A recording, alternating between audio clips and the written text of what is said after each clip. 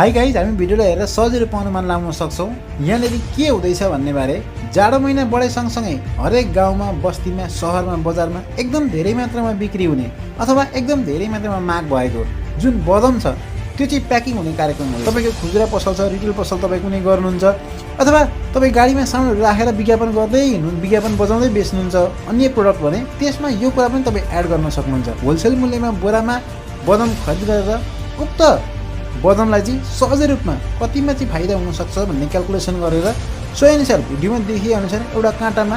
प्लास्टिकमा पाउचमा भर्ने हो र त्यसलाई हामीहरूले प्रत्येक दिन बिक्री गर्ने भने यस अन्तर्गत मनोको रूपमा कमाउन सक्छौँ। या भनौँ जाडो महिना बढे सँगसँगै यो बिक्री हुने चान्सेस एकदम धेरै मात्रामा छ र भिडियोमा देखाउँदै गरेको जुन दिदी हुनुहुन्छ उहाँले प्रत्येक दिन यसरी पाउचमा भरेर बिहानको समयमा प्याकेटमा हालेर जोखेर राम्रोसँगले यसबाट कारोबार गर्दाखेरि प्रत्येक दिन 300 रुपियाँ 400 रुपियाँ यो प्रोडक्टबाट मात्रै नाफा कमाउने र अन्य प्रोडक्ट पनि बिक्दाखेरि प्रत्येक दिन एकदम राम्रोसँग आफ्नो गरी खान सक्ने खालको अवस्था हुने मलाई बताउनु भयो। यहाँहरू पनि आफ्नो व्यवसाय छ र त्यहाँ कुनै नयाँ कुरा एड गर्न चाहनुहुन्छ भने यतिखेरको समयमा यो खालको कुरा एड गर्न सक्नुहुन्छ।